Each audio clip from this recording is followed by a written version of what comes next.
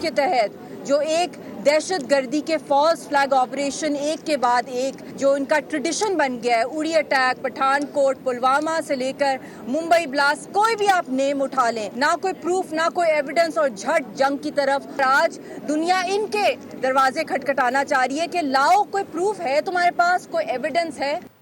Pakistan stock exchange ने एक और संग मील उबूर कर लिया। इंडेक्स मुल्क की तारीख की बुलंद तरीन सतह पर पहुंच गया। कारोबार के आगाज पर 100 इंडेक्स में 900 से ज्यादा पॉइंट्स का इजाफा रिकॉर्ड किया गया। इंडेक्स 1,42,554 पॉइंट्स पर पहुंच गया।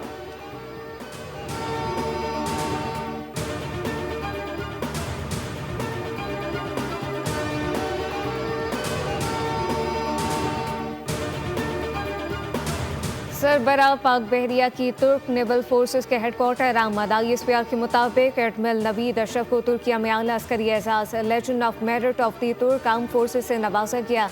नेवल चीफ की तुर्क नेवल फोर्सेस के कमांडर से मुलाकात। दो तरफा बहरी ताउन, बाहमी दिलचस्पी के अमूर पर तबादला ख्याल किया गया।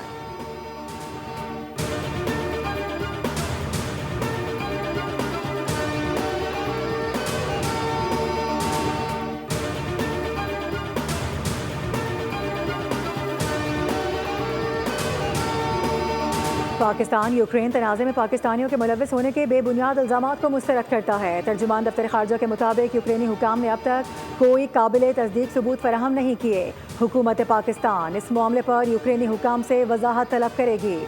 पाकिस्तान यूक्रेन तनाज़े का पुरअमन हल चाहता है और UN चार्टर के उसूलों के मुताबिक बातचीत और सिफारतकारी पर यकीन रखता है।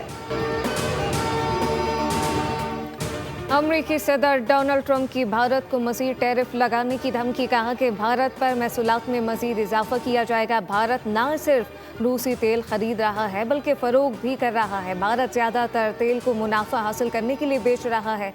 भारत को परवाह नहीं कि यूक्रेन में कितने लोग मारे जा रहे हैं। गिलगित बल्तिस्तान और खैबर पख्तूनख्वा में शदीद बारिशों की पेशगोई। एक बार फिर ग्लेशियर फटने का खदशा। महकमा मौसमियात ने अलर्ट जारी कर दिया। अचानक सैलाब और लैंडस्लाइडिंग भी हो सकती है। मुताल्लिका महकमों को अलर्ट रहने की हिदायत जारी कर दी गई। पंजाब खैबर पख्तूनख्वा के मैदानी इलाकों में आज भी बादल जमकर बरसने की पेशगोई। 6 अगस्त को बलूचिस्तान सिंध के कई इलाकों में शदीद बारिशें बरसने का इम्कान।